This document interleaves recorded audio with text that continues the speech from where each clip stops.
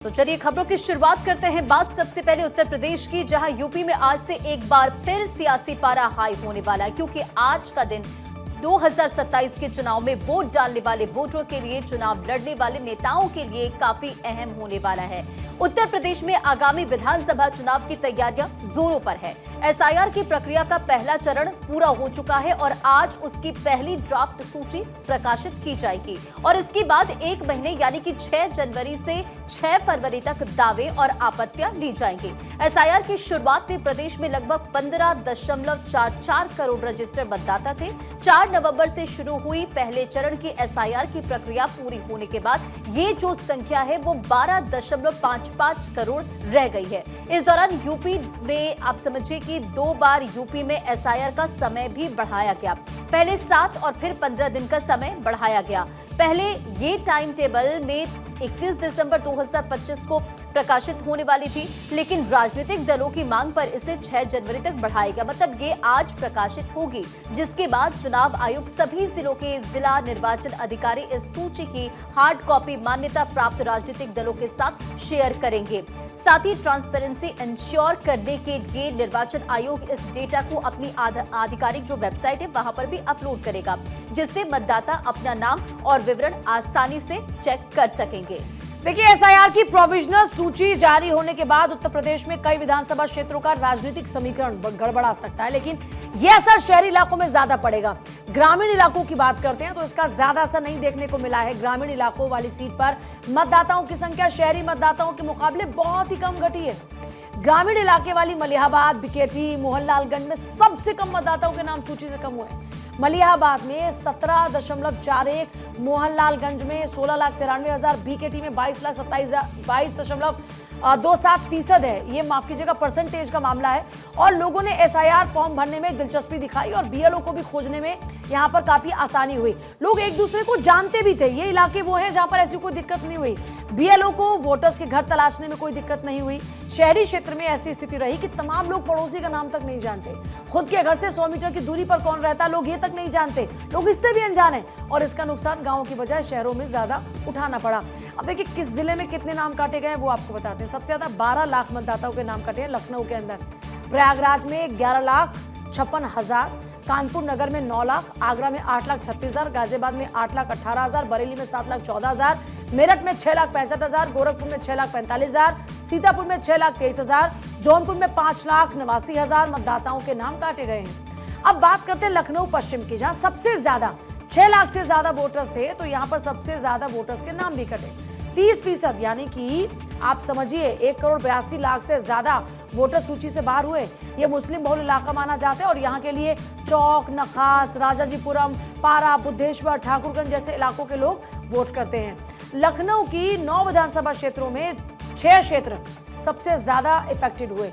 खासकर उन विधानसभा क्षेत्रों में सबसे ज्यादा वोटर कम हुए जिनके दायरे में बढ़ाया हुआ इलाका आता है। ये प्रदेश के अन्य जिलों की लाखों आबादी यहाँ पर रह रही है, लेकिन एसआईआर फॉर्म अपने मूल स्थान पर भरे हैं। यही वजह है कि इन क्षेत्रों में सबसे ज्यादा वोटर सूची से लोग बाहर हुए।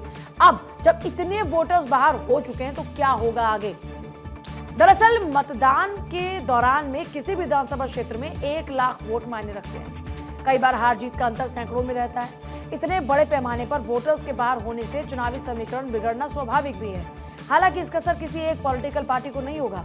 सभी पॉलिटिकल पार्टी से इफेक्टेड होने वाली हैं। कोई कम होगा, कोई ज्यादा होगा, फर्क बस इतना है। अब चुनाव से पहले बनने वाले जातीय समीकरण नतीजों का पूर्वानुमान के मानक नए सिरे से तैयार करने पड़ेंगे। मतलब आज फाइनल ड्राफ्ट सूची आने के बाद जहां सबसे ज्यादा नाम कटे होंगे वहां पर किस पार्टी का वोटर या किस पार्टी का समर्थक ज्यादा है, इसको लेकर राजनीति तेज होगी। जातिवाद की राजनीति पर भी असर पड़ सकता है और इसके अलावा क्या क्या असर हो सकते हैं, क्या क्या हो सकता है, इसके लिए लखनऊ में हमारे संवाददाता के पास सीधे चल लेते हैं। हमारे संवाददाता इस वक्त मौजूद है नीलेश। जानकारी तो सामने आ रही है कि कहां कहां नाम ज्यादा कट रहे हैं, लेकिन सवाल यह है कि इसका असर क्या होने वाला है, किन इलाकों में ज्यादा असर होने वाला है? देखिए पूजा, बिल्कुल अगर हम उत्तर प्रदेश की बात करें तो उत्तर प्रदेश में एसआईआर की प्रक्रिया का पूरी होने के बाद आज आयोग की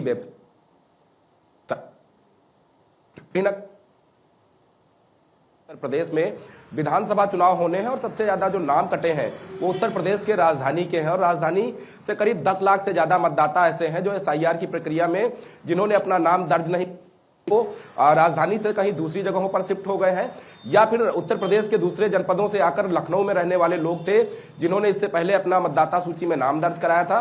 लेकिन जैसे ही एसआईआर की प्रक्रिया शुरू हुई वैसे ही उन लोगों ने अपने मूल स्थान पर अपना नाम मतदाता सूची में दर्ज कराया। ये कारण भी हो सकता है कि 10 लाख से ज्यादा की जो संख्या है वो लखनऊ के मतदाता सूची से वंचित रह गई है। उसके अलावा दूसरे नंबर पर अगर हम बात करें तो प्रयागराज आता है, तीसरे नंबर पर कानपुर आता है।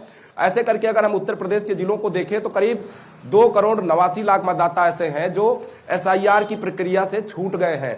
यानी कि आज जब फाइनल ड्राफ्ट जारी होगा तो कहीं ना कहीं उत्तर प्रदेश में तमाम राजनीतिक दल, चाहे वो भारतीय जनता पार्टी हो, कांग्रेस हो, समाजवादी पार्टी हो, बहुजन समाज पार्टी हो या फिर आम आदमी पार्टी हो, नए सिरे से उत्तर प्रदेश में जो राजनीतिक गलियारों की बिसात होती है उसको बिछाने का काम करेंगे। क्योंकि लखनऊ की अकेले अगर हम बात करें तो पश्चिमी विधानसभा से लाखों की तादाद में मतदाता गायब हुए हैं। ये वो इलाका है जहां पर मुस्लिम बाहुल्य सीट कही जाती है और इस समय अगर हम इस सीट की बात करें तो अगर इतनी संख्या में मतदाता गायब हुए हैं तो कहीं ना कहीं तमाम राजनीतिक दलों को वहां से नुकसान उठाना पड़ सकता है। हालांकि हमेशा से भारतीय जनता पार्टी का गढ़ रहा है और ऐसे में इतनी बड़ी संख्या में मतदाताओं के गायब होने का कारण क्या रहा है उस पर भी आने वाले दिनों में चर्चा होगी। फिलहाल 3 बजे निर्वाचन अधिकारी जो है वो प्रेस कॉन्फ्रेंस करके पूरे ड्राफ्ट के बारे में बताएंगे कि किस तरीके से राजनीतिक दलों को फाइनल ड्राफ्ट की जो सूची है वो उपलब्ध कराई जाएगी। निर्वाचन वेबसाइट पर कैसे मतदाता अपने नाम को देख सकते हैं,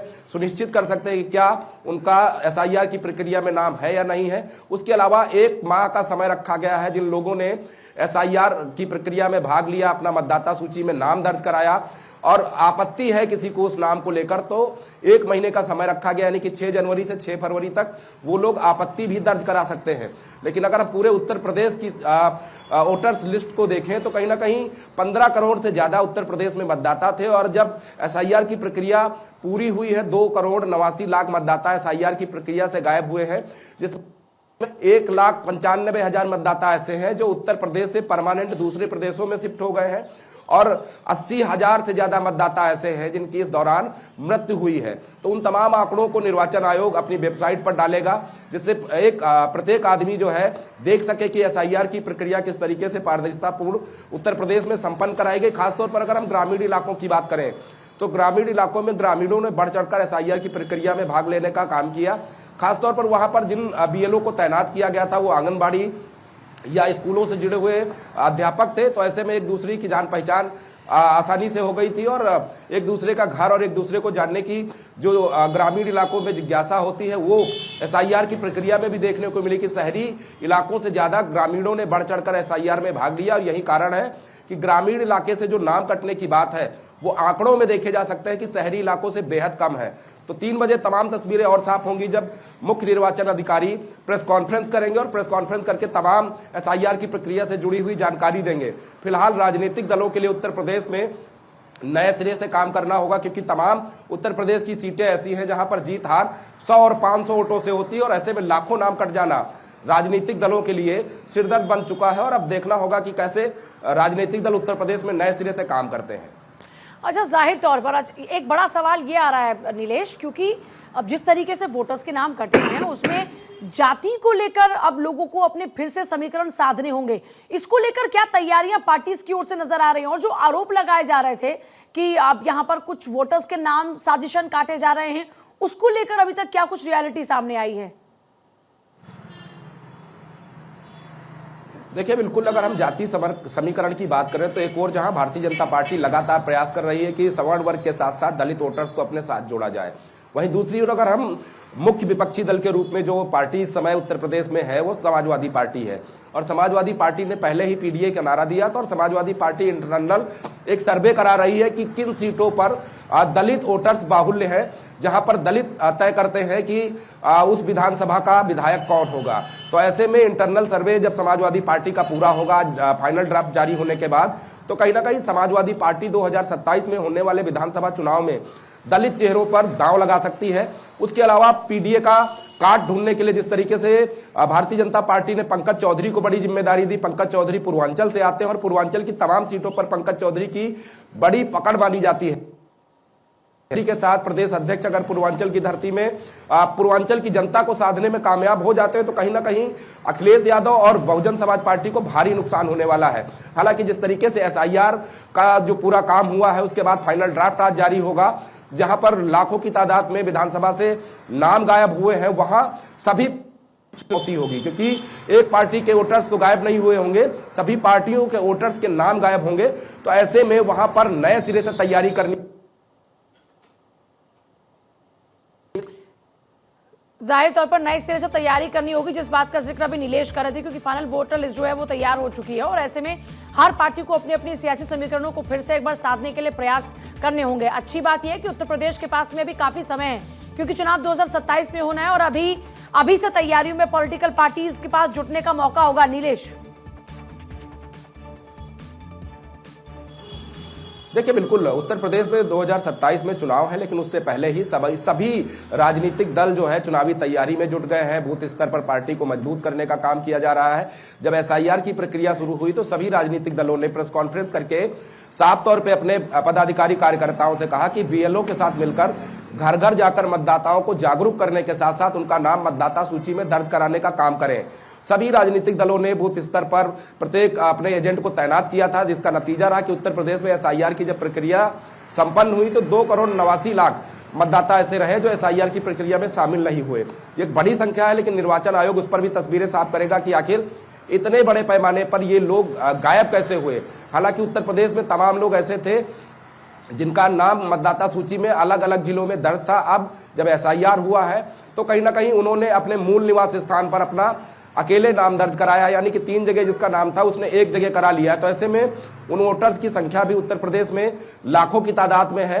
तो ऐसे में जब निर्वाचन आयोग के आंकड़े सामने आएंगे, फाइनल ड्राफ्ट जारी हो जाएगा, तो तमाम चीजें और जनता को समझ में आएंगी। फिलहाल राजनीतिक दल उस समय का इंतजार कर रहे हैं जब निर्वाचन आयोग की वेबसाइट पर फाइनल ड्राफ्ट जारी किया जाएगा, तब ये आंकड़े भी सामने आ जाएंगे कि किस विधानसभा सीट से कितने प्रतिशत ओबीसी, एससी, एसटी और जनरल कैटेगरी के कम हुए हैं। उसके बाद जो है नए सिरे से राजनीतिक दल समीकरण तय करेंगे कि किस विधानसभा में कौन सा चेहरा फिट बैठेगा, किसकी पकड़ मजबूत है, कौन से वर्ग का अगर हम चेहरा मैदान में उतारते हैं तो वो जीत सकता है। तो उन तमाम चीजों पर राजनीतिक दलों की नजर है। कुछ देर में तस्वीरें और साफ होंगी। कुछ देर में तस्वीरें और साफ हो जाएंगी। बहुत शुक्रिया नीलेश आपका पूरी जानकारी के लिए।